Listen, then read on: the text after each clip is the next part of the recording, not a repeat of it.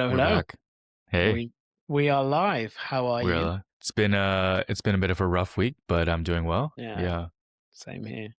Rough, not in like in the sense of like, oh, the world is crashing down, but just in these challenges, and you can feel the weight of things. You're very attuned to it. So yeah. Anyway, what made your week like? What was challenging about it? Yeah, similar to yours. There was nothing in specific. It's just I think pressure is starting to build in my life in ways that are new, and I think that kind of what that requires me to confront about myself and to like actively reformulate my approach to things is very demanding on me, and that's the part where it feels rough. Like I'm not at ease in the sense that things are going the way I want them to go.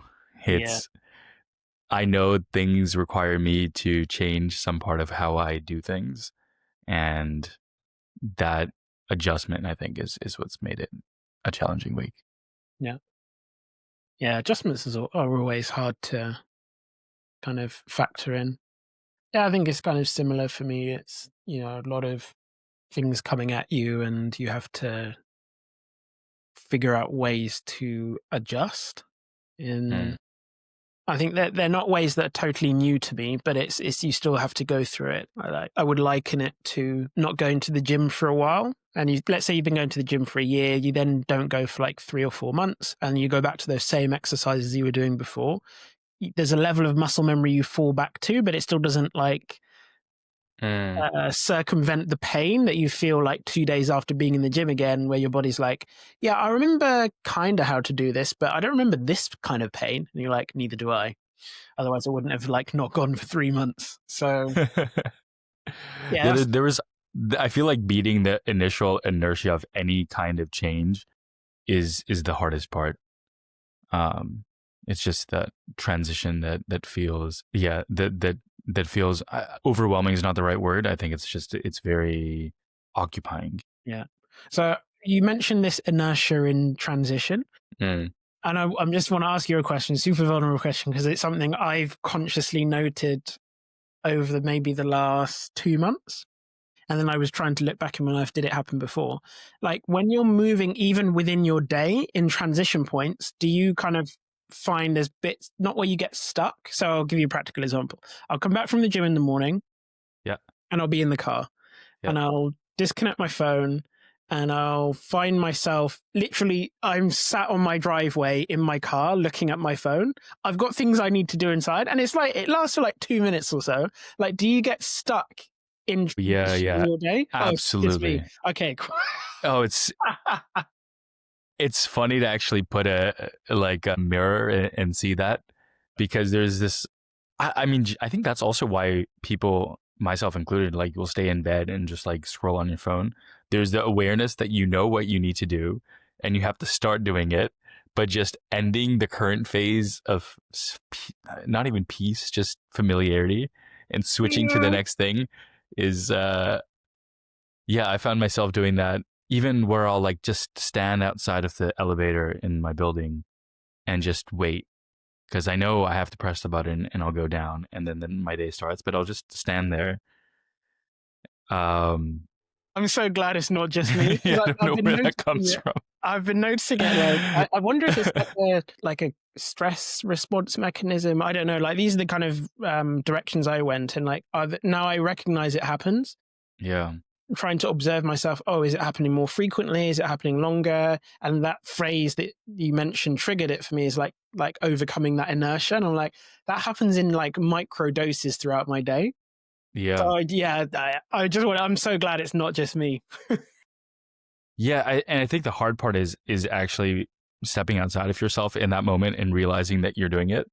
Because when you do it, it's not even like shame doesn't, it's not shame that comes up. No. It's just this, oh yeah, we're doing this again. And we have to just do it. Um, Okay, I'm so yeah. glad it's not just me, because like it's those things that, and I think this start of every podcast is like a random conversation I don't know I'm going to have. So Yeah. if you're listening now, this was 100% not planned. It's that random point where we just talk about totally random stuff. Yeah, and there's a spider that seems to be falling from the ceiling, which is quite impressive. Well done, spider. I dealt with a wasp just before we started recording, and you're dealing with a spider.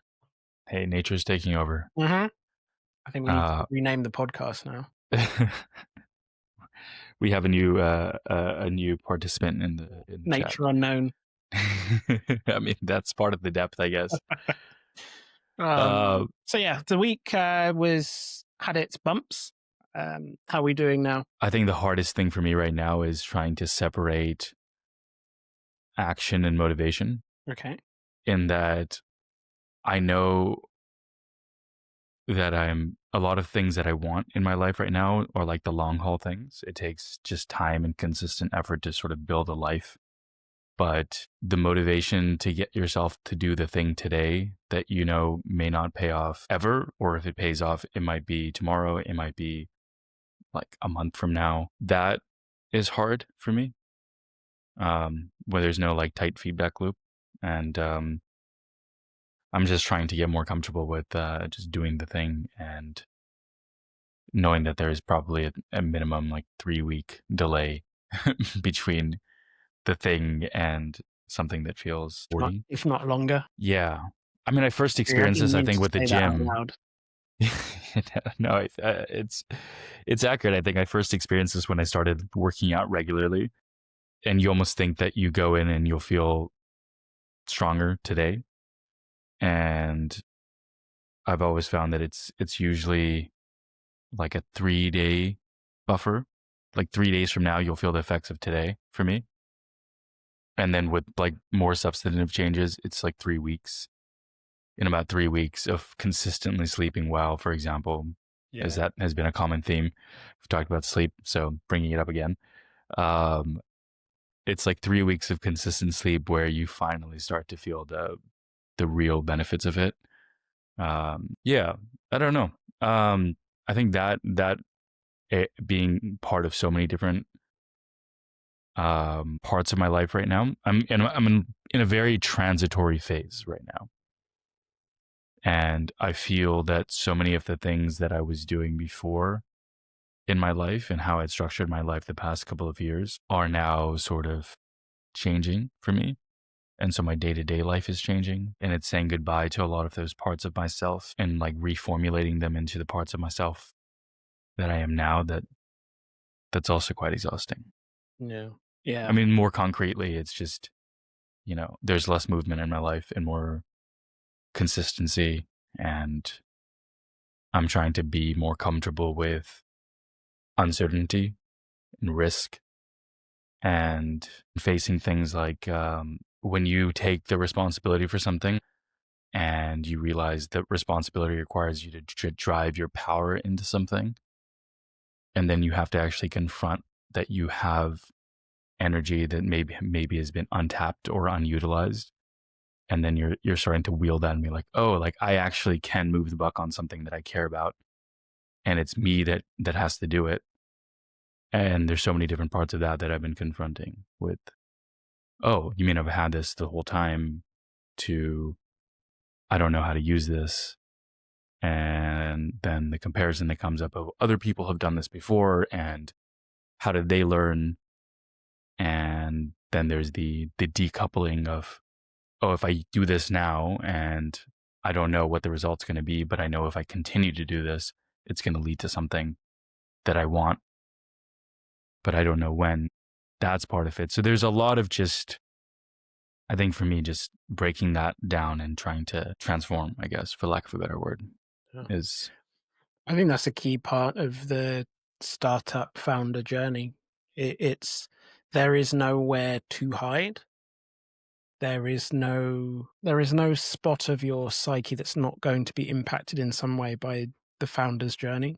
That's been my observation, and I think it's simultaneously a very uncomfortable space because we always want to justify our situations and outsource responsibility, accountability, and if you work in or you have a different journey and walk in life, the environment allows that to happen to a greater degree than a founder's journey, especially a solo founder's journey. But it's very rich on the other side because you can learn so much about yourself because that feedback loop is so direct and short. Oh, this is I don't like this environment. There's nobody else to buffer it for me. I'm going to have to figure this out, like you're saying. And I think that the richness that comes from that experience is one that I think can mold you into a different kind of person in a good way if you deal with it and how have healthy responses. Yeah, I think it's for me a lot of it boils down to energy. In the sense of I know it takes energy. I think the act of creation is fundamentally like energy transformation. You're channeling something outside of you, concentrating within you, and then outputting it into this thing that other people can react and respond to. This is something that I think I conceptually understand, but have trouble in practice. Is that when you feel like you don't have the energy to do something, it's not do less, it's actually do more, but do more of the things that help you channel that thing and not just do more things. That gives you the energy. Like it helps roll the snowball down the proverbial hill. But kind of how we're talking about earlier, like knowing that, but then knowing that once that ball gets rolling, it's very easy to get carried away. At least for me, it's very easy to get carried away. That some part of me is realizing that that then also requires me to step out of old parts of my life and old places where I was investing energy, be it places or people or interests, and move that into this whole new area of my life. And that's also hard. Like we talked about loss a lot last time. Yeah. Saying goodbye to things that you don't want to say goodbye to, even if it's a temporary goodbye. I don't yet know how to deal with that. Yeah. Well, I think we talked about loss last week. I don't know if there is a shortcut to learning that other than experiencing it and figuring out what your individual reply to that particular question is. But I think the one thing that is important is that you find that alignment in your life of alignment of the intention and the action, as you were kind of alluding to from my perspective earlier. It forces you to find that alignment, and I think that in itself is a very valuable thing. So all I can say from my journey and having passed through similar spots, in terms of loss and saying goodbye to things you don't want to say goodbye to, is be honest about finding the answer for you and making sure that answer is alignment with who you are and who you want to be. And that's those are the ingredients of the answer that I found. Yeah. But loss is a heavy thing to deal with. I think I'm just reflecting on the last episode and where the conversation went, and it's a heavy thing. It's a heavy thing. And it sometimes you don't always accurately understand the weight of it until you really stop to look at it. And I'm really grateful for these conversations where you can and we can stop and reflect on the weight of things, whether that be our ideas, whether that be your ideas, my ideas, things we're going through in life. It's such a, yeah, beautiful and valuable thing to go through that process very intentionally and with somebody else that has a different perspective as well. Yeah. I don't know. I wonder how much loss is a motivator for me or for people in general, for you. I would be curious to ask about this because I think we did end last time talking about you experienced loss in your life. And when you first fully reconcile that experience, it sort of paints a line in your life as a as an anchor to what that feeling looks like. Mm. And then you can now having that reference point, it colors your next like your next relationships, the way you show up to, your parent who is still alive, or your friend that you the friends that you have in your life. But then that coloring, I think, can either be one of, I should invest more into this because I don't know how long things will last. And then another part of it is, I think I also hold that idea as well that, okay, but then how much should I invest in these things that are not going to necessarily last? And there's some part of it that feels like it's courageous to build new relationships, to build new friendships, to invest more in your existing relationships, knowing fully well that there's a temporal element of loss attached to it at the end. But I don't know how helpful that is. So I'd be curious if you've thought about this, especially in light of how much loss has been with you this year. How do you how do you channel that association you have with loss into how you show up to your relationships now? Blessed for you. So I think the first kind of change in terms of that loss, in terms of how I show up for my current relationships, is really to appreciate the relationship for what it is, um, and what it gives me. Knowing that and having gone through the experience that I've had a relationship that meant a lot to me and was very valuable that I now no longer have access to. And that mentality shift, I try and be more intentional. I know it's a word I use a lot. You know, you and I use those words frequently, and or I use them frequently in our conversations. But I think the intention and the action and the behaviors I try to display in my relationships now, it's heightened by the understanding that at some point it will end. And despite that knowledge, or because of that knowledge, to live it fully now. So to not waste the opportunities. I think that's probably one of the biggest things. It's not that I constantly am now thinking, oh, this relationship's going to end, that relationship's going to end, oh, it's going to end, so why should I invest? As I was saying last time we spoke, when I weigh the safety that comes from never investing in relationships because I might lose them, or investing in relationships knowing that the impact of when I lose it is going to be much greater than if I hadn't invested at all. Having gone through that process of loss with my mother and appreciating the beauty of her life, the amazing gifts, values, experiences, thoughts, ideas that she gave me, the thought of not having them and then looking at the impact it would have on who I am today, I can't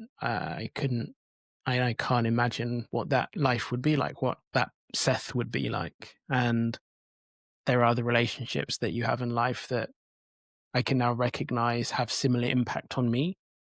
And there may be some in the future that I haven't yet built and invested in that also may have a similar impact. And so when I weigh the two, kind of living that hermit life on the hill, I think you made a really interesting contrast in role, but similarity in terms of essence and principle between the monk and the warrior. And having experienced that, I don't want to be the monk on the mountain. I would much rather the pain of loss than the pain of not experience the beauty of those relationships. And so I try and show up differently to my relationships now. Maybe it's in small ways, maybe it's in big ways. I haven't thought about it very consciously, but I definitely know the intention is there to try and show up and invest and make withdrawals in terms of beautiful experiences, shared moments that will enrich me and give me a deeper perspective on life. Do you find that it makes you select your relationships differently? I haven't changed the way I approach selecting relationships differently because of loss. If anything, I would say that the loss reinforced for me the direction of travel I was in previously, which was my circle is shrinking as I'm getting older. And it's not shrinking by accident. It's shrinking because I'm much more in tune with myself, my values, my intentions. And you really start looking around at the people around you and saying, okay, well, who resonates with this? Who is enhancing my values where I want to go?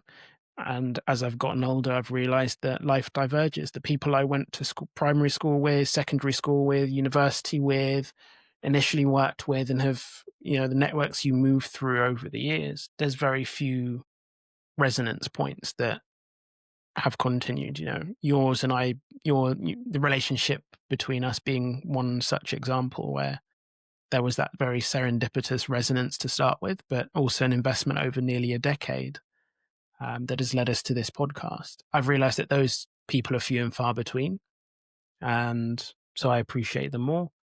But I'm also on the lookout for new relationships that share those characteristics, and trying to give space for that to happen. Not being so close-minded, like I've got my people, I don't need anybody new.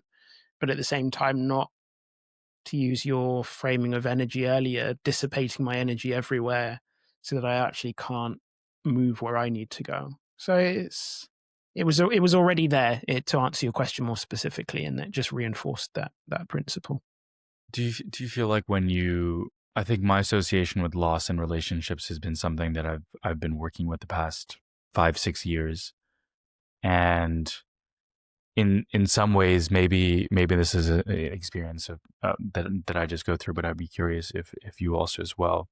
Like when you meet someone or when you're forming a new connection with someone, do you have a sense of how long this relationship's going to last? Like, do you ever approach it with the sense of, oh, this is the kind of friendship or relationship that's like a very seasonal thing, or this is something that feels like a deeper, almost like soul connection that you'll feel for a longer time, or this is a kind of person that might be helpful in the moment. Like you can both have that sort of transactional relationship. I think like a lot of networking tends to be that way, where it's like, oh, I'll do this for you, you do this for me, and then we'll sort of have each other on a back burner reference list for any future things that come our way.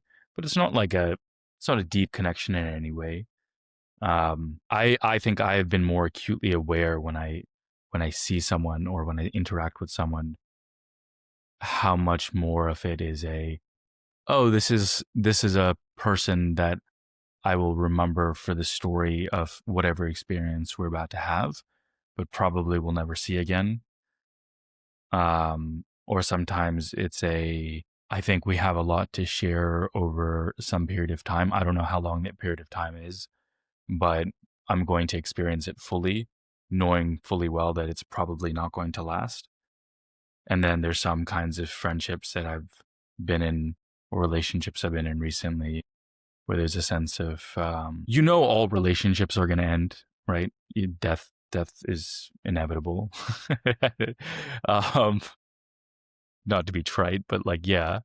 And you just don't know if it's going to be like bordering that edge of death or it's going to be way before that, whenever that even happens, because even that's uncertain.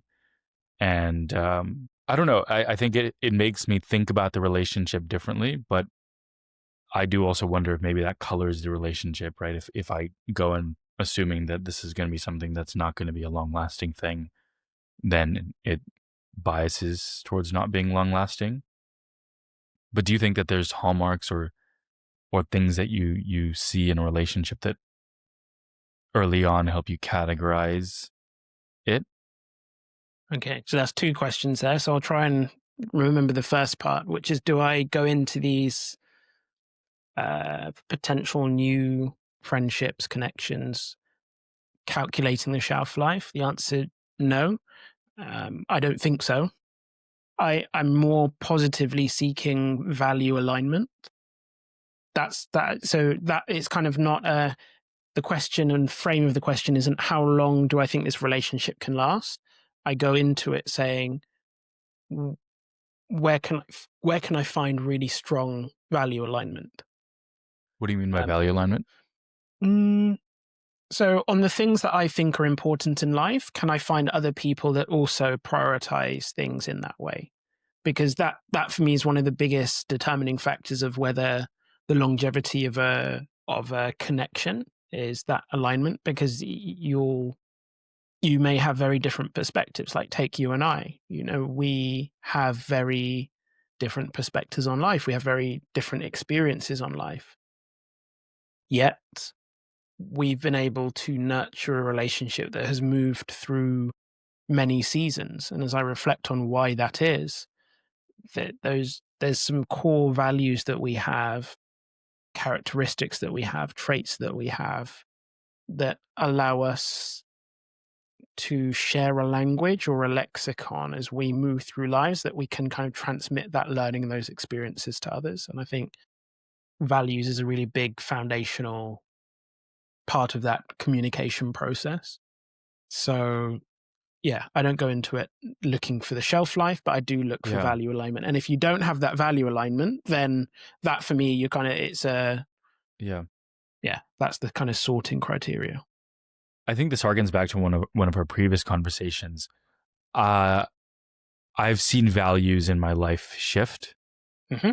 and develop this organic sense over time, where some values in my life have been dissolved and then new ones come in its place. And there's things that I find myself caring about more in different seasons of my life, different developments going forward. And I wonder, when you say that, how much of it is when you're young, you have a much more fluid sense of what you care about. And so when you're alongside the people that you're close with, that you are influenced by, you sort of develop those things. Like, I would say a lot of the values that I've developed in my life have been alongside you, right? And so because we've developed that over time, it it's not value alignment necessarily from the start. It's value alignment through sharing life together. And I've noticed this with a lot of my close friendships, which at this point are, coming on 10, 12, 14 years, um, which is significant. I mean, it's like half my life. So much of how I have seen myself as a person has been through the eyes of other people, so that it's like a mirror on how I see myself. And then also, because we have grown together, some of the values, just even exchanging values through conversation and through shared experiences, we're different people, right? But we share a lot of those same things. And I think that's made a lot of my relationships last longer. But then I wonder now, as I have a much more acute awareness of the things that I care about, it's not that things aren't changing in my life. As we started this conversation saying how much transformation is happening in my life. But I feel like as I now know what I value more right now, and it's not just incidental, it's deliberate, it's intentional, as you say, that acts as a natural filter for my relationships. So when I'm with someone, part of me is checking, not even, it's not even like I'm trying to do that. It just sort of comes up. You just see how they interact. You see how you interact with them. You see, for me, there's this much more intangible sense of the kind of energy that you get when you're with someone. And some people are draining, some people are activating, some people are stabilizing, some people are grounding, some people are nurturing. Like, there's different words that could probably use to describe those kinds of interactions. But that also colors the kind of relationship that I choose to opt into. Because if someone is very exciting, right? I've moved to the city, you know, as a 22-year-old, I moved to New York, and the kinds of people that you're around are very activating people. Generally, it's in you're all young. Everyone wants to get drunk and go out and do things. And some part of me realizes that some of those friendships were just that. It was just, we were all activating each other in a way that was helpful in that moment, but it wasn't a values based thing. It was just a vibes based thing. And then some of my relationships that have persisted since, university, I think we met when I was a junior in college, third year. And I find that there has been much more of a development that's happened in step, and that's made the thing last longer. but I don't see that in my life now. Like I meet a lot of people now. I've been traveling for a couple of years, and now that I'm back in New York City, I meet a lot of people as well. And that question stays in the back of my mind of like how what kind of relationships am I looking for now? And as I'm also recognizing how much finitude there is to time, like time is finite, and I can choose to invest more in my existing relationships, right? Like we can have, as we chose to do this venture together, Yeah. it's a more significant investment in our relationship, right? We're doubling down in how much time we deliberately spend together that isn't just the incidental random phone calls and intersection points when we're in the same place. We're now taking time every week to spend with each other, right? And that's time that has naturally comes out of other buckets. Yeah. And so I'm also aware of that, now that I've come back to a city that's very familiar, but with a completely different canvas and a completely different group of people, trying to look at my relationships a little bit more from the sense of what am I even looking for here? If I'm looking for something, is it just connection? Is it just you have a nice night out and you get to meet someone and have a really interesting conversation and you'll maybe remember something from it, but not really carry much forward? Or is this the beginning of something that continues over time? Do you have a sense for yourself now? Do you feel like you're forming new connections in your life, or is a lot of it is a doubling down on existing ones? How do you see your relationship to these things? I'm super happy. So if my circle got no bigger than it is now, I would die a happy man. Like I'm really at peace and really happy with the relationships I have. And you mentioned you made an interesting point around there's different elements and aspects that people give. Some are nurturing, some are exciting, some are exploratory, all of those things. In the relationships I have around me, I've understood where I'm at, what I need, and then people have fallen into different buckets. The conversations we have give me something different to the conversations I have with others, and that's not a comparison or a good or bad thing. It's just you get diversity of experience, and that diversity of experience nurtures my soul in a way that gives me energy and gives me exposure to new ideas, and in a way that I can then move forward on my life and then give back to those connections and others. I'm not actively looking for new ones. I'm not actively looking to double down on the ones I have. Like I'm in a very centered, peaceful state around my relationships and what they give me and what I can give to others through them. And then, as I said in maybe 2 questions ago, I'm always I'm always on the lookout for that alignment, because that's something it's a new piece to the jigsaw puzzle of life that you can find. And I know the richness that comes from finding those new pieces. You kind of, when you add it to the mosaic of your life, and you're like, I didn't know that piece was missing, but now it's there. I knew that there was a piece missing before. That's the kind of approach I Mm. have. It wasn't that there was a hole, it's just that you didn't realize that there Yeah, was something that yeah. could be And filled. so, exactly. But then when you feel the Yeah. richness and the new perspective you have, or the new feeling you have when you engage and you see life differently because of the interactions and experience with that new connection, they're the things I appreciate. And knowing that you can invest in finding new pieces together for as long as the relationship lasts. But I think I said this in a previous conversation, I bias towards long term, because if you look at our relationship over nearly a decade, said it many times and I'm not shy about saying it again, like the richness that our connection has given me is something I'm deeply appreciative of and I'm thankful for. And, we mentioned courage and being courageous. It's one that I'm a bit greedy for those things, but not at any cost. So if Greedy for what? greedy for the experiences that we've had, the Mm.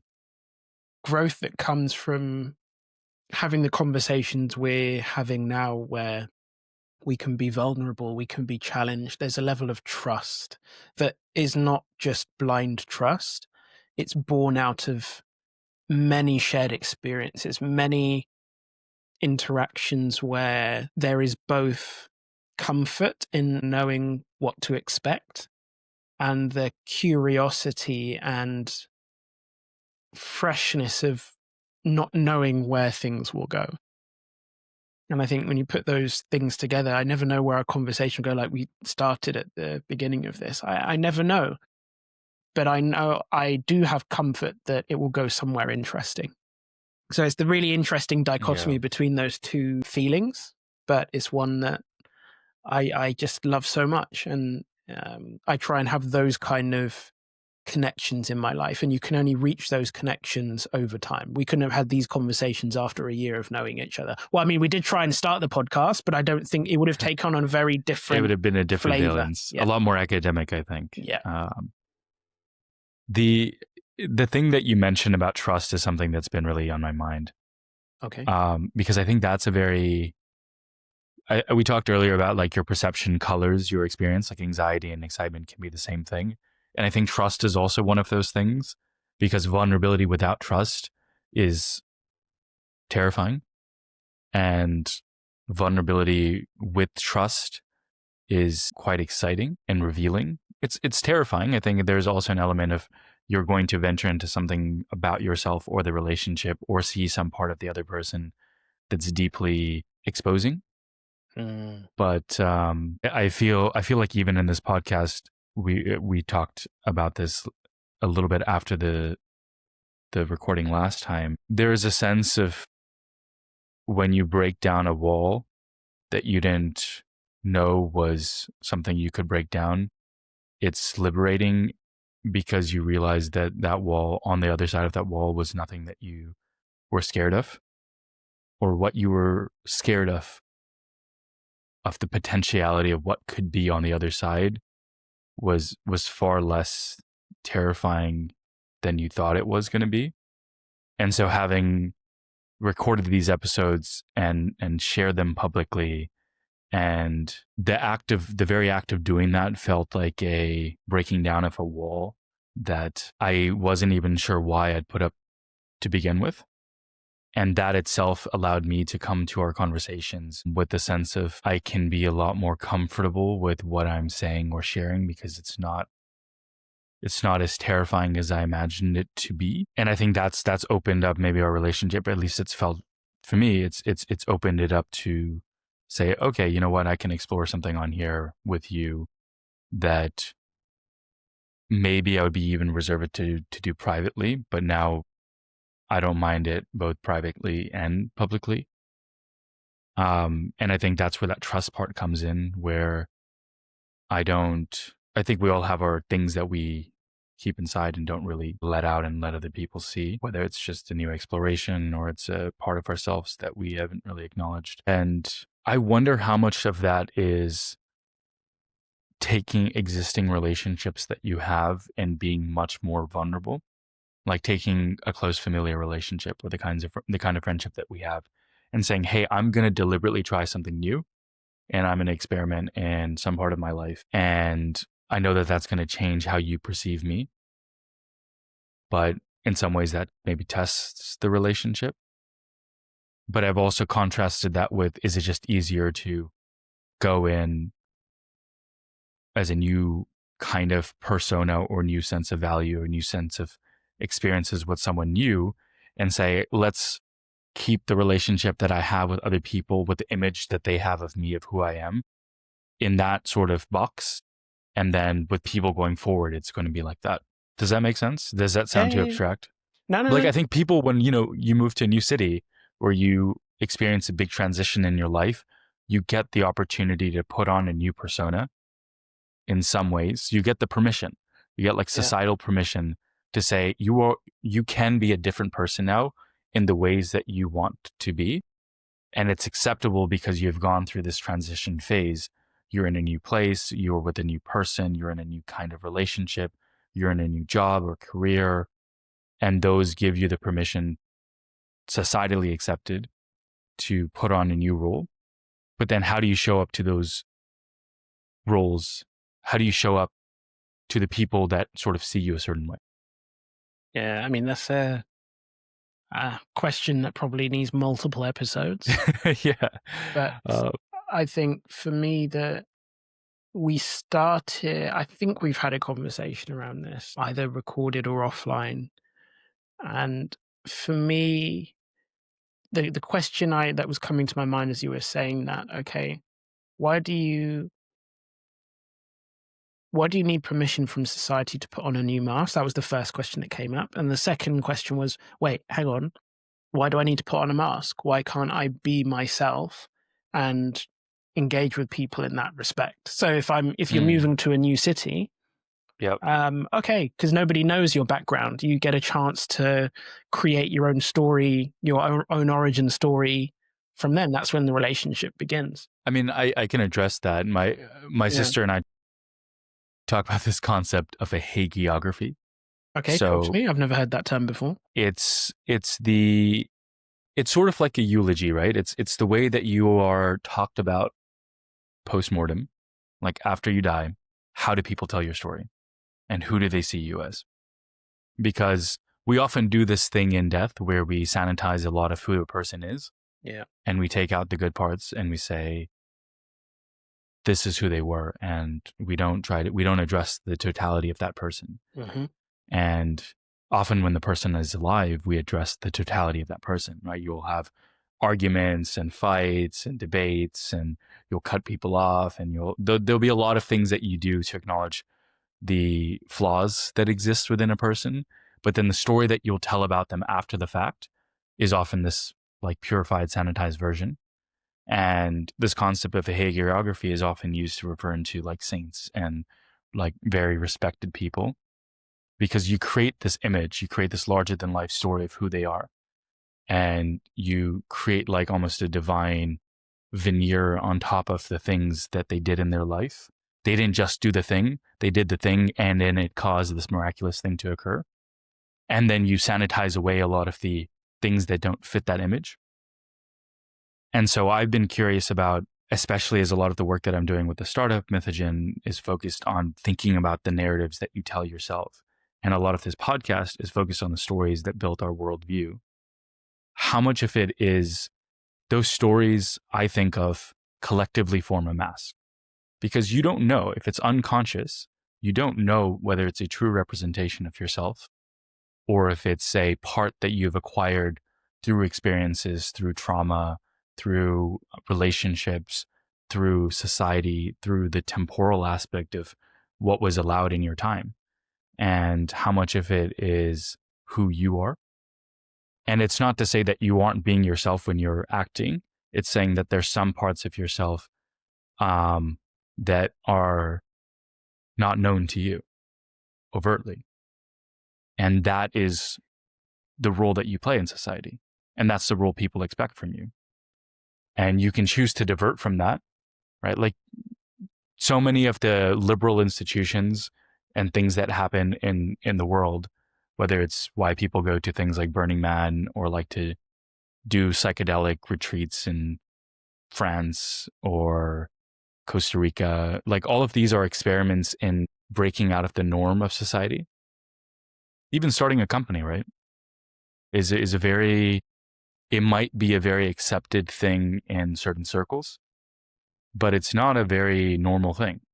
Choosing to be in a relationship with someone who isn't fit the stereotypical bucket of what your culture perceives as an acceptable relationship. You can choose to conform, and that's a mask of some sort, because you're saying the narrative that my culture tells me is more important than some part that I may feel about what could be different. When you go through these phases in your life where you move to a new country, right? And suddenly a lot of those cultural narratives that you took on, that you didn't realize you took on because those were just the default narratives, you get to see other people. We talked about this when we talked about travel. You get to see other people whose entire experience of life is just based on a different reality. And then you get to try on some of those things, right? You get to take off some of the layers of yourself and then try on the layers of that area or the people that you're around now and see which one feels more authentically you. And at least I view things as a lot more fluid in that aspect. I know we've talked about fate being another grounding aspect of your life, that anchors you regardless of where you are. But I think that act of shedding and trying on new things is something that we do constantly in our life. And that's what I'm addressing, is that when you get to form new relationships with the new sense of who you are and the things that you value, how do you approach your existing relationships? And maybe even more precisely or practically, when you outgrow a relationship and it's not loss that takes it away, it's not someone dying, for lack of a better word, it's just you have become different people. And so much of you becoming different people is your experiences diverging, your values diverging. How do you deal with that? Do you say, hey, I am this person now and you're this person now, and now we're different and we separate? Or do you say some part of you holds to some existing like some old part of me, and some part of me holds on to some old part of you? And we can exist on the terms of that relationship if we want to continue this. But I've changed as a person and you've changed as a person. So how do you accommodate the relationship going forward to that? The first point that comes to me in response to kind of your line of thinking is I actually don't treat new relationships and existing ones in a different way. And I think that's what I was trying to say around like masks and what the questions that were coming up in my mind. If I've changed as a person and I try and hold that state in my existing relationship for fear of changing it, and we spoke about this in a previous conversation, that for me is a sign that I really need to look very carefully about why I'm trying to hold a fixed state for that relationship and why I feel that need. Well, I prefer relationships, and ours is a good example. You have changed and evolved from the person that you started. So have I. But our relationship has allowed that to happen. And I've seen you've grown as a person. What you hold dear has morphed and has shifted. And I would hope that you didn't feel that you couldn't go through that process in the space and frame of our relationship, that you had to hold a fixed state, and that if you changed, something terrible would happen and it would jeopardize our friendship, or change it or cause it to cease. I really try and see existing friendships really as that safe place where you can be yourself, and it's okay to change and it's okay to grow. And if that change and growth means that the frame of our relationship changes, okay, so be it. And if it changes to the extent that we can no longer maintain the relationship in the state in which we entered or the state in which we maintained, that too is okay. Because we each care that the artist, Michelangelo's David, where, Where he's touching God. yeah, it's that started as just a block of marble or block of stone, whatever material mineral it's made out of, right? But the artist, in their mind's eye, saw what it would become in the state it would change into.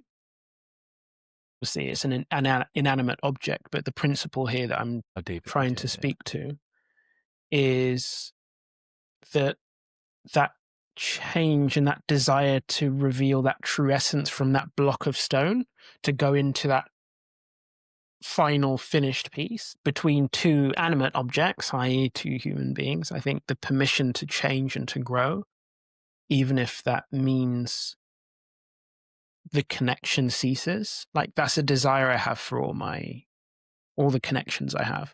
I never want to be a person holding back somebody else because they feel they need to put on a mask for our relationship. That as a concept seems so weird to me, that I would need to put on a mask for people that I care about, love, trust, because I'm scared that what it will do to our connection if there's a change. My approach is like the people that you trust, the people that you love, the people that are close to you, they have full permission to change.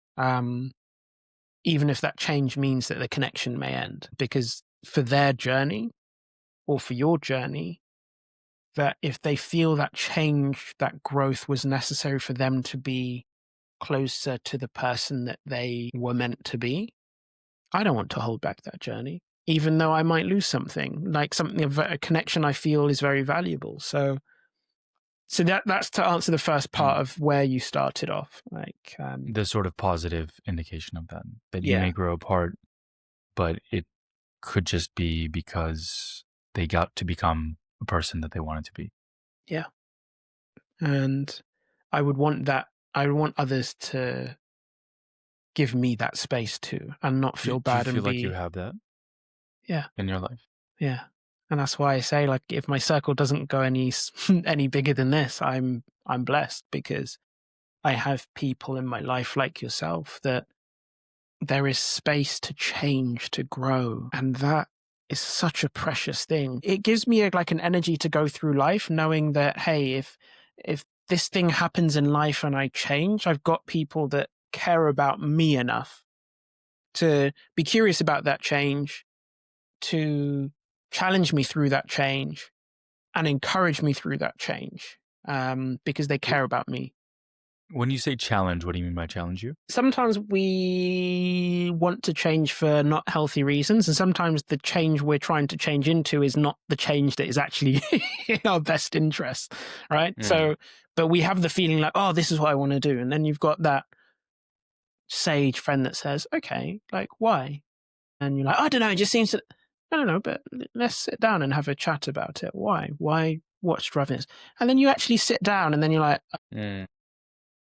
okay, what's the drivers for this change? Huh. Actually, do I actually want this change? Like, I've got people in my life that can challenge me because not all change, even though it's self directed, is necessarily best for you. And you're not able to see that because we all have blind spots. We all have Mm. areas in our life where we think we are qualified to make high quality decisions, and blind spots mean that we actually aren't. But by definition, there are blind spots, so we can't see that we're not. So we fall into that same vicious cycle driven by the blind spot. When you have people around you that can challenge you through change, it acts as kind of a safety mechanism for your own blind spots. That's what I found anyway. Because they have a different perspective. They're seeing you from a different perspective from the outside. Do you ever feel that when you are that person for someone, or when that someone is that person for you, there's a tension there that occurs where in some ways you're feeling like you gave the example of you have a blind spot that you don't see something from a perspective, but some part of you feels like you want to drive that change. And it could be, you want to make a big life decision and all the people around you are saying, let's take the example of moving to a new place, and all the people around you have vested interests in you being around with them, but then also could have a sense of, but this would be a good transformation for you. And both can be true at the same time. But then there's a tension there. You want to do something, and then they say, hey, but I think if you stay back, this is what your life will look like. And if you leave, this is what your life will look like. And both are not necessarily bad. It could be that they're very comparable, just in very different dimensions of your development. There's a tension that occurs where then they're trying to say, hey, but this is what I think is best for you. And in your mind, you've made a resolute case for, well, this is why I think it's best for me to do this. Or it could be a relationship, right? You enter a relationship with someone, and then some of your friends are saying, I don't like this person, and I don't like what they bring out in you. And then some people are saying, oh, I really like them, and I like the person that you're becoming. And there's a tension that occurs in your relationships when you make these changes in your life that I think I have tiers in my relationships. We're very close friendships. I'm willing to be very vocal about my intentions and behind the decisions that I do, because I am genuinely looking for perspective. And then there's some things in my life that I feel like I don't care about justifying or explaining, and I'm not looking for insight or opinions on.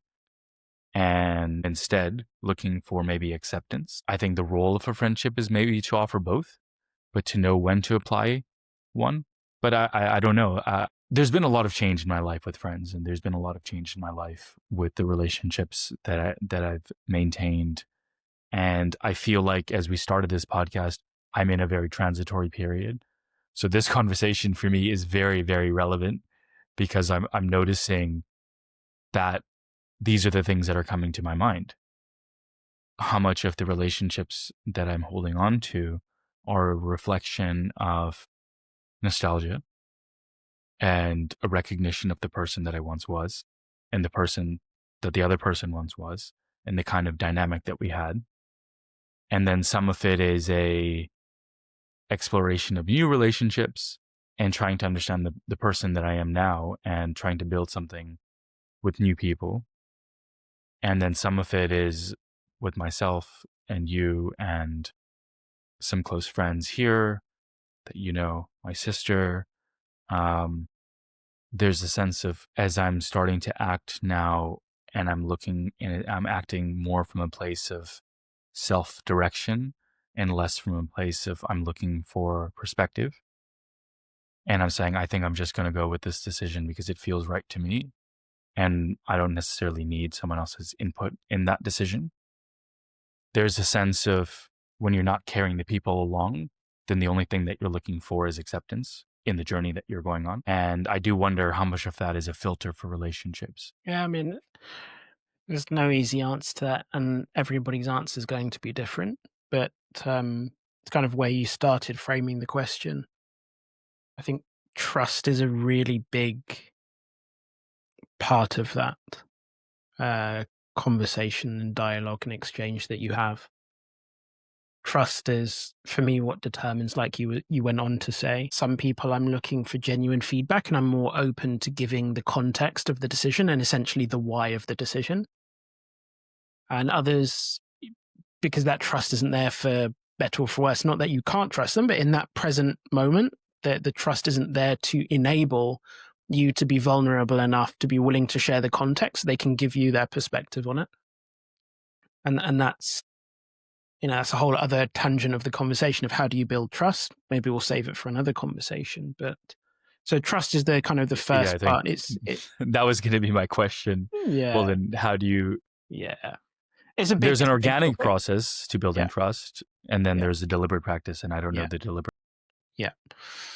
So we'll make a note of that one. And then I think the other point that piqued my interest when you mentioned it is, I think the role of a friend, a good friend, is not necessarily to tell a person, this is what I think you should do in your life. I really try not to do it. It's so hard. It's a natural response. But I believe in my frame of life, the role of a good friend is to help the other person reach a decision that they're settled in and they're at peace with, living with the consequences of positive or negative. So it's less about, I think you should do this, and are you grounded in the reasons why you're taking this choice, even though I might disagree with it. And as long as that bar and that test or that level has been met, I've fulfilled my role as a friend. Because ultimately, if you strongly are advocating, hey, I feel I should do this, as the friend I want to be. So let's assume then, in a scenario, you've advocated really strongly for a certain course of action. I disagree with said course of action. My response is not to be and to really fight, oh, I think you should do this. My approach is, okay, why do you want to do that? Talk me through the rationale, the thought process. And in doing that, if you go through all of that and you're like, yeah, I'm really grounded in this choice because you have your own worldview, you have your own priorities, you have your own values, and you're settled in that decision and you're making it for reasons that resonate with you, that's where my involvement finishes. And it's like, okay, crack on. Even if I think the vase is going to break, to use a analogy from a previous conversation, and I can foresee that happening and I can reason from cause to effect, I think the vase is going to break. my role is not to advocate so strongly to not break the vase for the reasons we discussed in our previous conversation. Sometimes the vase needs to break for that experience to be really embedded in the person and in their worldview. Then when they come to that situation again, they're like, you know what, I think the vase might break here. I think I'm going to take a different choice than I did previously. And I think the role of a good friend is to allow somebody to break their own vases without breaking themselves, because the experience of breaking the vase, picking up the pieces, reflecting honestly about what happened here, why did this happen, what role did I play in this happening, it's intrinsically necessary to growing in life, to self-reflect, to be self-honest. Conversations we've had many times before. So that's how I see the role of a friend is. And sometimes it's hard because you feel so strongly from your perspective around the rightness or wrongness of a course of action. Yeah. But I really believe that the role of a really good friend, a true friend, is not to necessarily advocate for a course of action. Obviously, if you're about to drive off a cliff and you're about to break yourself, I'm going to strongly put that Suggest that idea. you Yeah. don't. But ultimately, I respect your agency. And that again Yeah. comes from the kind of worldview based on faith that I have. I respect your agency. So it's ultimately your choice. But know that if you do crack yourself or there's some breakages, as your true friend, I'm not going to be there saying, "Ha," kind of in that, what's the comedian's name? Like, It will come back as to in me. I told you so, Yeah, or it's like, I gotcha. I don't know. It's American, this comedian. black comedian, bald head, recently did like a Netflix special. He like walked away from like, Dave Chappelle? yeah, exactly. Dave Chappelle. Yeah. Okay, yeah. So he's like, gotcha. So Yeah, it's kind of yeah, like yeah. the role of a true friend is not to say that when things Yeah. break and what they predicted would happen happens. For me, it's then when that happens, it's to be there in a non-judgmental space, say, hey, how can I help you put yourself or the vase back together again? And then that's where the challenge and change comes that we spoke on earlier, to say like, hey, uh, are you able to take accountability for the fact that Mm. you had a role to play in yourself or the vase breaking? And, The accountability part, I think, is a value alignment. Because I feel like there's a lot of dynamics that you can fall into where you become the savior friend that's sort of there to help pick up the pieces every yeah. time the other person keeps dropping the proverbial vase in their life. I'm like, why are we still dropping the vase in the same way, bro? You're like, we've been here before, Yeah. and you're not learning. And Is this a blind spot? yeah, I do wonder if that's like a. I mean, I'm sure there's more psychological reasonings for why people do that. I think that's a common trope too. You have like the victim and the victimized. I'm not sure if that's the right duality, but there's the person that does the vase dropping, and then there's the person that helps pick them up, and then that dynamic just sort of supports each other. And yeah, the accountability part seems like it's very integral. Because how do you help someone that's not willing to recognize that they are the reason for a lot of the struggle that's happening in their life? And going back to where we were earlier in the conversation around, you and I, we have different values, say, but in the values that do overlap, and this is the frame I use for it, you have an honest heart. And an honest hearted person, the definition of that for me is when faced with reality or truth or whatever label you want to put on it, they can look at it and be like, even if they look bad, they can accept that. And they can say, oh, okay, I was wrong. I need to turn around, or it was my mistake. I'm sorry. Honest hearted people, like that is a kind of that you can call it a value, a trait, whatever characteristic. But that is something, it is a principle that allows you to navigate life in a certain way. I cannot surround myself with people who do not take accountability or do not, in that frame I just used, don't have honest hearts, that if they're in the wrong, they can recognize they're in the wrong, acknowledge they're in the wrong, and communicate to anyone around, I was in the wrong, and actually then take action to correct or address or change or evolve that behavior that got them in that place or that position. Do you view it as a responsibility to be the person that holds people accountable to their decisions?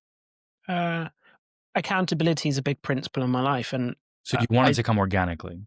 You don't want to be the person that says, "Hey, you know, you're the reason for why this is happening," or mm, you know, maybe not. That could be too direct and yeah, too like blame, but you know that there's things that you're doing in your life that are contributing to this repeated problem that's yeah. happening. I try and be accountable to myself, and I try and be honest about that with myself. And there's a phrase Mm. I always use, and if you're willing to lie to yourself and not respect reality, in other words, you're a self dishonest person, or in that frame I use, you have a dishonest heart where you can know you're in the wrong or the wrong spot, and you refuse to accept it despite that knowing, and you will behave to others as if you're in the right place. That is a approach to life I goes against how I want to live life.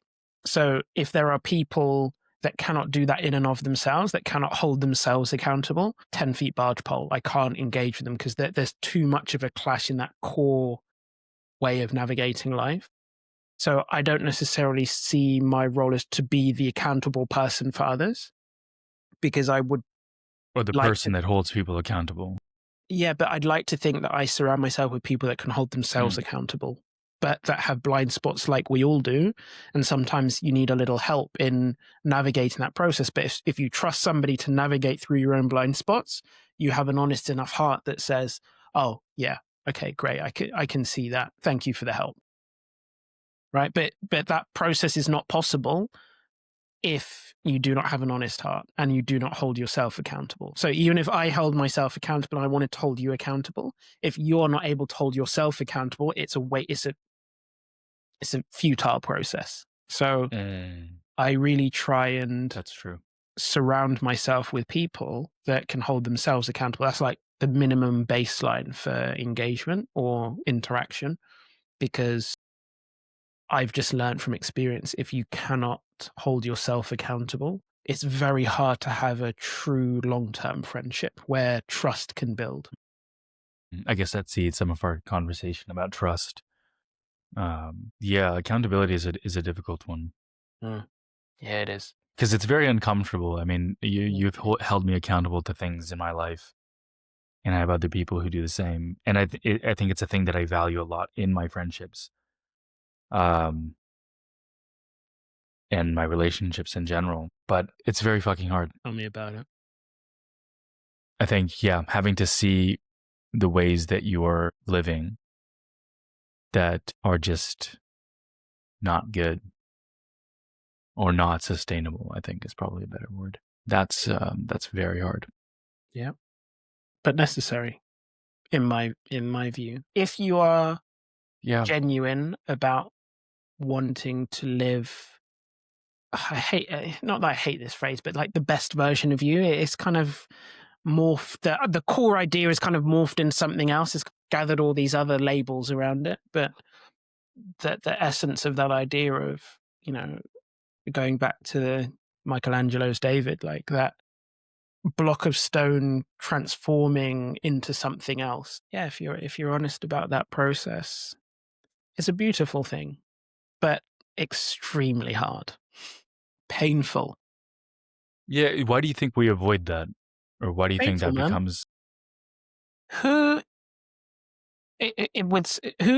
with a high level of self honesty can say, when you look in the mirror and you don't like what you see looking back, wants to embrace that process? Like the classic, like, was it the mirror, mirror on the wall? Like, who does that? Like, Yeah. I don't know. I certainly don't.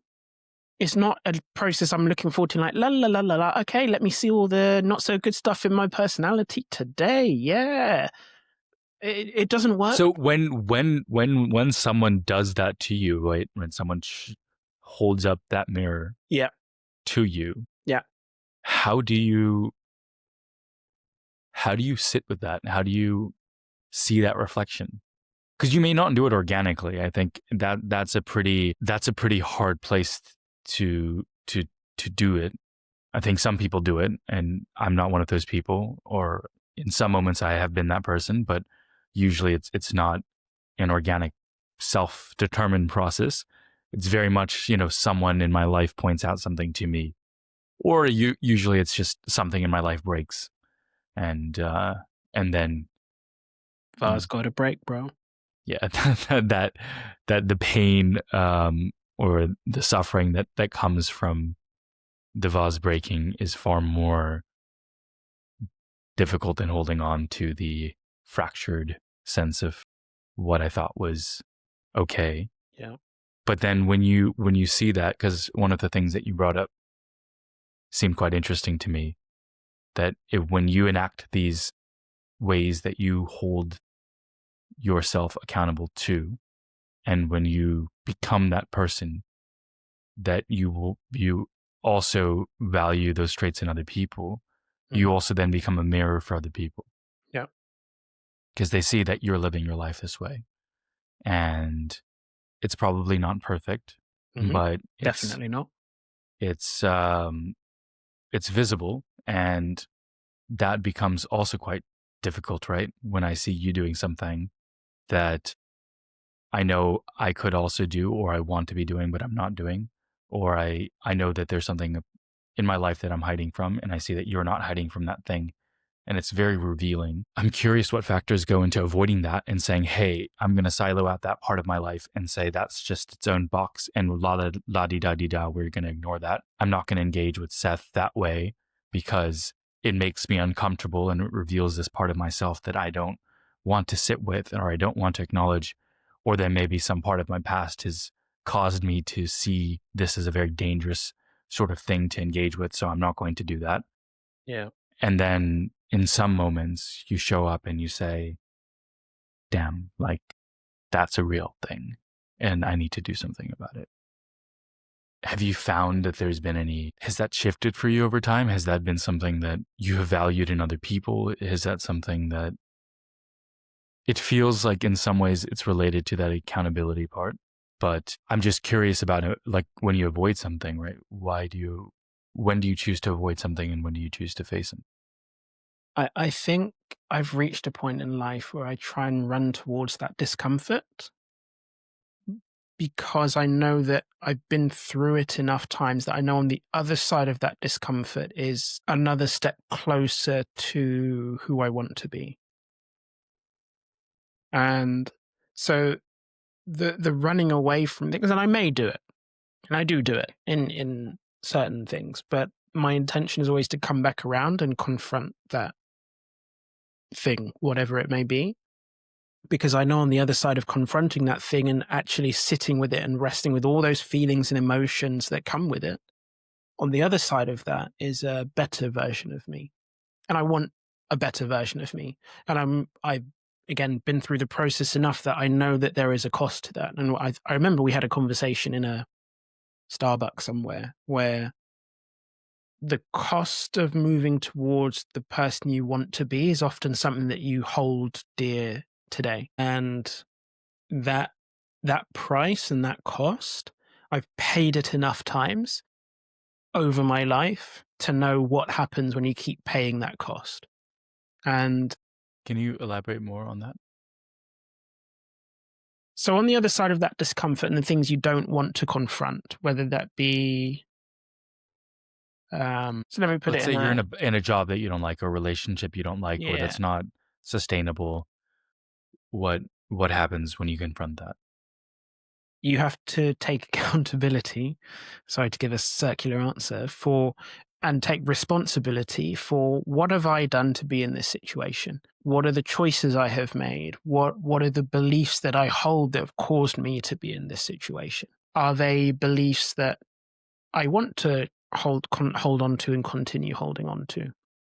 If you say no, then inherent in that response is that, well, the thing that I held on to and held meaning and value for me actually didn't hold as much value and meaning for me as I thought when I was holding on to it, and now I need to let go of it. That process in itself is basically saying to your past self, like, you were wrong, or you were less right than you thought. And you have to deal with that and sit with that, like, oh, I didn't have that all figured out when I thought I did. How does that impact my self-image? How do I feel about myself knowing that I didn't have something as right as I thought I did? And I'm not sure if we've had a conversation on it, but it's something I usually typically talk about, is that gap between perception and reality. Yeah. We've talked about And that's that gap is uncomfortable to really, when the vase breaks and you are confronted very viscerally with that gap, you can want to just, you open the door and you're like, nope. And you can just be tempted to Sweep it out. close it again. Yeah, no, we don't need to deal with that. I've learned in my life that when the door open, you open the cupboard and there's, Baba Yaga, the boogeyman is in the cupboard looking back at you. Sorry, that was a John Wick reference. For those of you. No, I was actually, as I've gone down this deep dive into mythology, Baba Yaga is like a famous witch in the Slavic thing. And so I just learned about this a few days ago. So it's funny that you mentioned it. I got it from John Wick, so that's where it came from for me. But it is one when you open up that cupboard and it's like, actually, once that initial happens, to be like, and actually confronting what's in the cupboard. It's like kids that are scared of whatever's under the bed. Or being scared of the dark. You're Have you found that it's consistently rewarding to face that? What makes you continue to want to face that? Consistently rewarding, maybe not in ways that I would define as rewarding, but they've been consistently helping me close the gap between my perception and reality. That's been almost a constant. And the nuggets of learning that come from that confrontation process, I would say 99.9% of cases, when I've stopped and really looked in the mirror long enough at those things that are uncomfortable to look at and really sat with them, on the other side of that discomfort and sitting has been something valuable, whether that be a learning, an insight, a changed behavior, whatever it is. It's nearly, I can't think of a time in life where I've gone through that process and there's been something not valuable at the end of it. But that comes from me wanting to wrestle with these things and be a better version of myself. And that doesn't happen if you can't look in the mirror at the ugly things of who you are now, sit with it, wrestle with it. Yeah. Take accountability, take responsibility. And then you finish that process of sitting and looking, you're like, okay. Is that what emotional maturity is? Or is that a different thing? I mean, emotional maturity factors into it because you need to have a level of being able to sit with those negative emotions without them washing over you and overwhelming you, or overwhelm you for such a period that you become like useless in your own life. Yeah.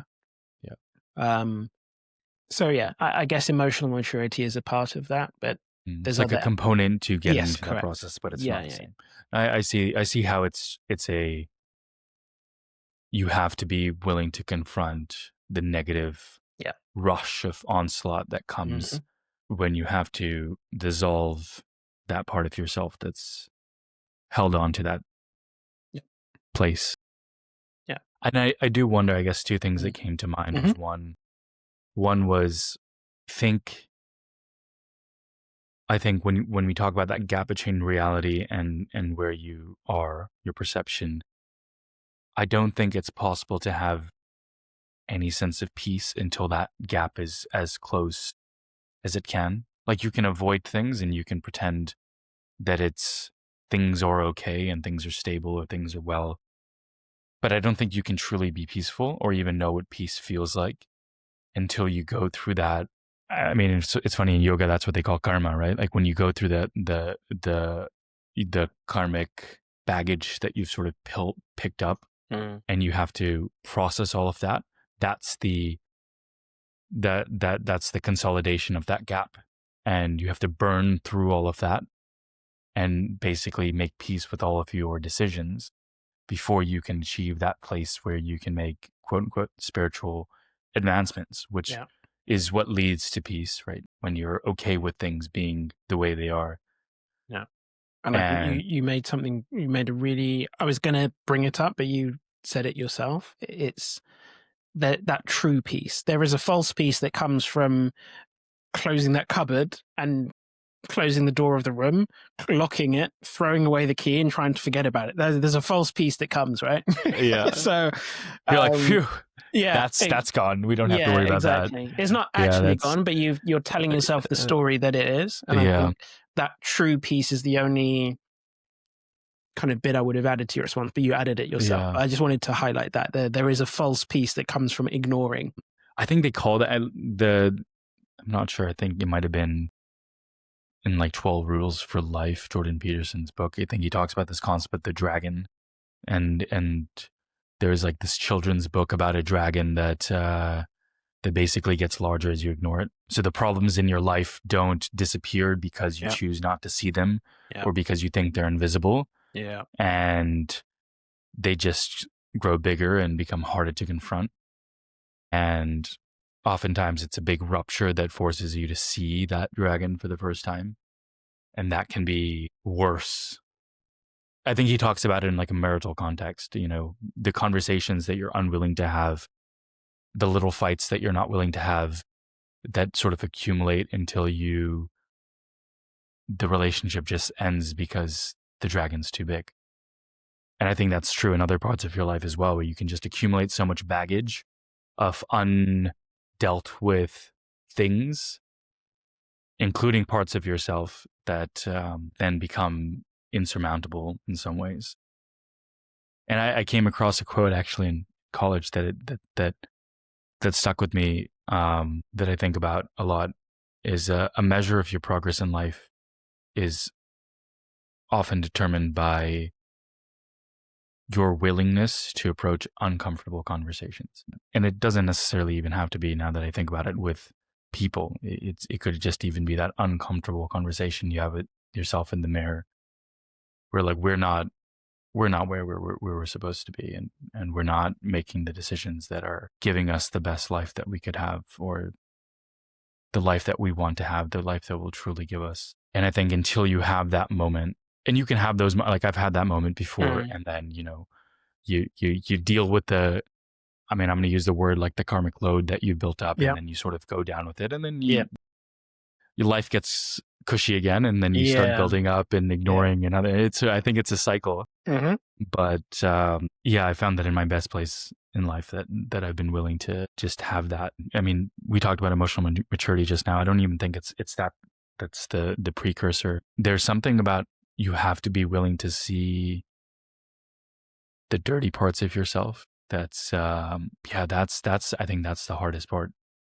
Like, how do you confront I don't want to say your demons, but how do you confront the ugly parts of yourself? Because we all want to see ourselves in the best image possible, and we want others to see us in the best image possible. Yeah. And to acknowledge our humanity and say, there's parts of myself that are not good, and I don't know what to do about it, and maybe there's nothing that I can do right now. To me, I think that's the hardest part, because it's very easy to then go down that rabbit hole of self-deprecation, and then you just get overwhelmed by like how bad so many aspects of your life have become as a byproduct of you.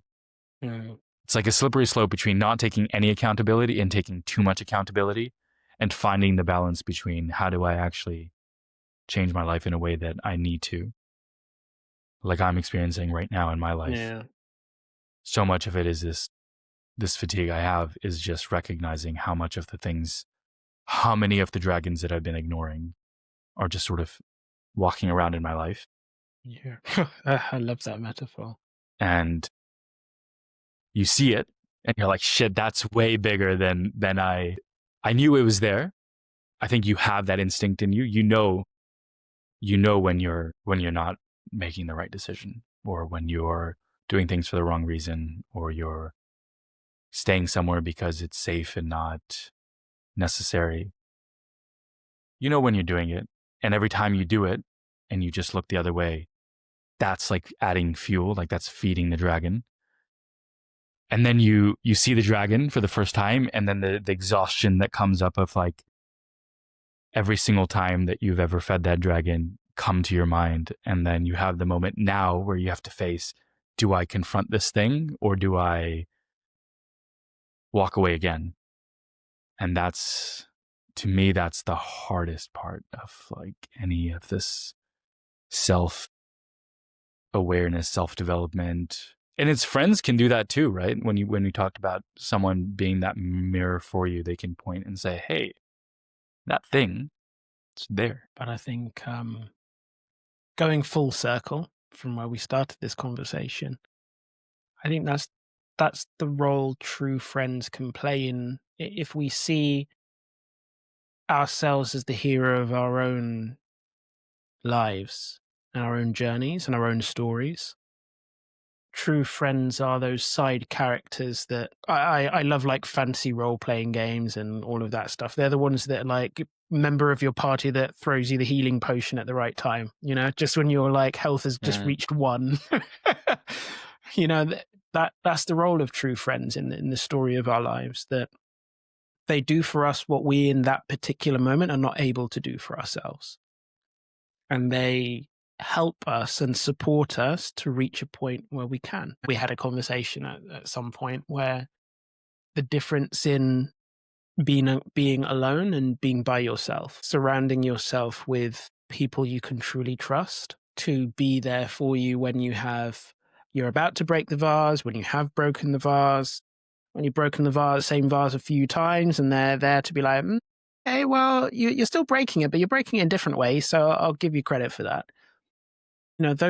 Those friends, Creative expression. yeah, they're invaluable, and that's why, Yeah. again, going full circle, I'm not closed to new people that can do that for me in different ways, because it's like you're building your party of people going through this journey of life that is insanely difficult. And in the space that you and I operate in, we choose to turn the difficulty up even higher than normal.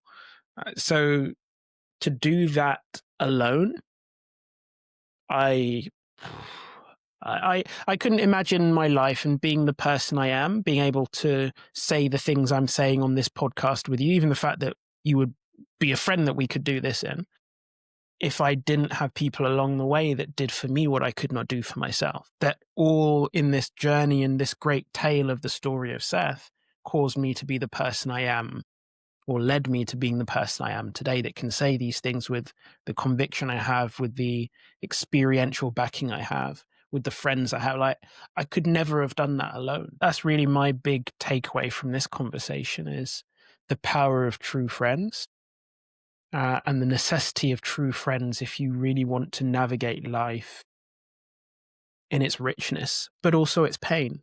And that's something that I really treasure and Who can hold like the good cherish. moments and the bad moments with Yeah. you. Yeah. I think that's also quite necessary. I feel like the last couple of conversations we had have been so, I mean, all our conversations are nourishing, but I feel like the last two around loss, they've really hit like a practical chord.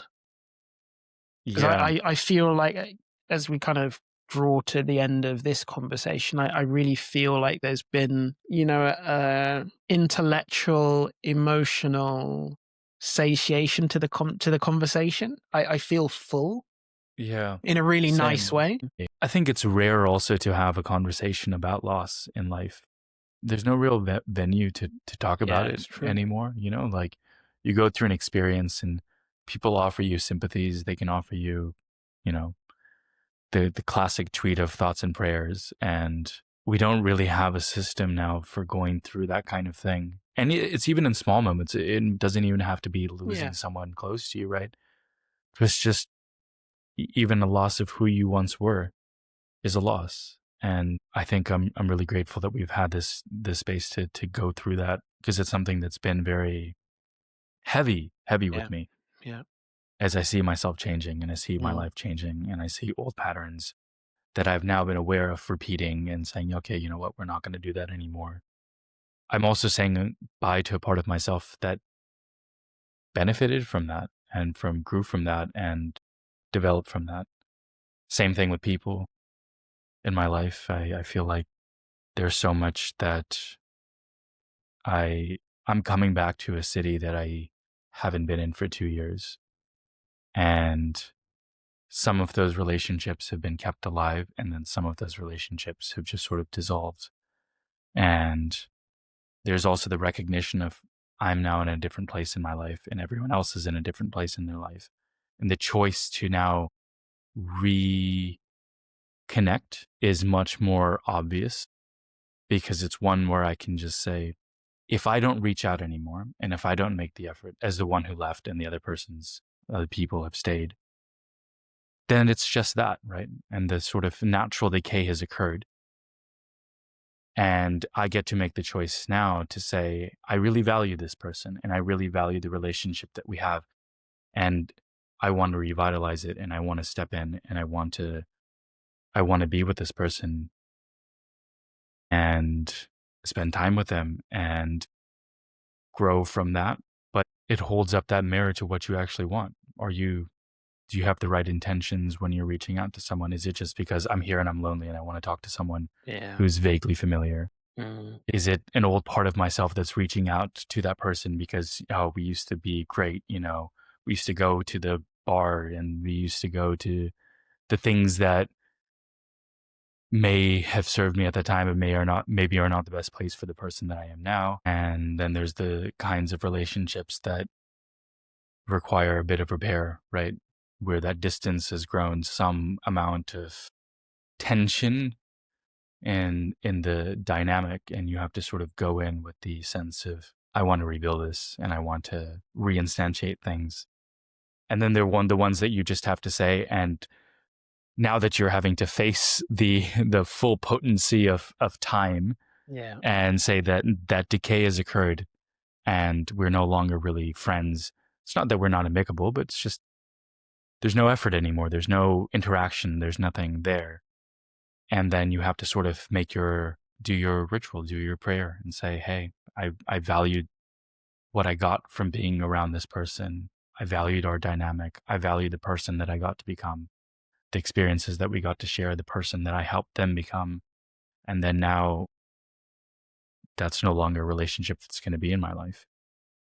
And there's a lot of loss just in even that's just one dimension, right? That's Yeah. people. Yeah. But there's a lot of loss sort of caught up in there. And it's been very cathartic for me to share that out loud and to talk with you about it and to hear your perspective on how you've thought about these things or dealt with these things. And even if I don't know what I'm going to do now, it's at least nice to know that someone else has also experienced this before. Yeah. And I'm not alone in that. Yeah. And I'm grateful. I'm really grateful for that. Pleasure to be here, man. Like it's mutual. Yeah, I think that's a lot of the fullness in the feeling that I have right now is just the sense of I'm sharing something that feels very close to where I am right now mentally. Yeah. Yeah. And it's not a thing that I can metabolize and just like say, oh yeah, like I have the framework and the structure and the idea and I know what to do here. I don't know what to do here. And I don't know where I'm at and I don't know how to deal with it. And it's a very human thing. And I don't even know that there's a right way to deal with it. So, where does our conversation go next? I mean, there's a lot of vectors that this conversation touched upon. I think two that come to mind. One is the sense of development as a person and transformation. And I'd be curious as to like, what are the moments that you felt transform you the most as a person? Like, what were the preconditions? Like, what were the vases that were dropped or the those I feel like that paints it in a painful connotation. There are probably also like very beautiful experiences that also developed you as a person. Yeah. But that comes to mind, and then also the going on the line that we've been going on around relationships and friendships. There's a sense of talking about what is trust and how do you build that and where does that come from and what happens when you lose it and how do you repair it? Is it even possible? My mom would always talk about trust being a very difficult thing to repair once it's lost. And I still don't know if that's true. I know you just said you agree with it. Well, okay. I think we've decided. But that's one dive that, into that. the trust one.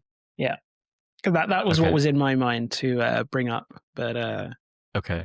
When you said the first one, I was like, oh, trust isn't there. Is it? I hope it's the second one. And then you said it. So that will be Okay. my vote. Like, let's Okay. talk about Yeah, I would trust. love to explore that because that's something that feels like a good continuation from this conversation. So just so we can kind of frame it accurately as we go away, like how do you want to dive in? Trust is such a big topic. So what would the diving off point be for you for our next conversation? I guess I'm more curious now, especially as we found that we maybe disagree on this. How do you rebuild trust? Spoiler alert.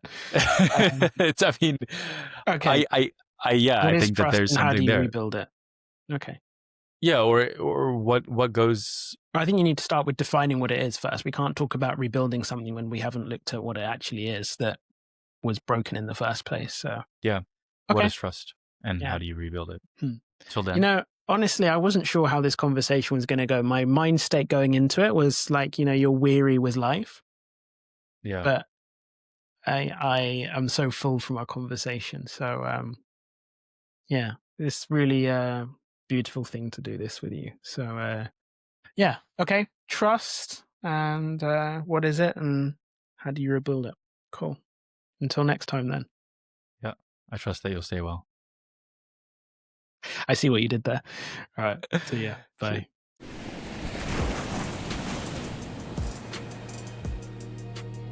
Depth Unknown is a podcast about the narratives beneath the surface of our worldviews.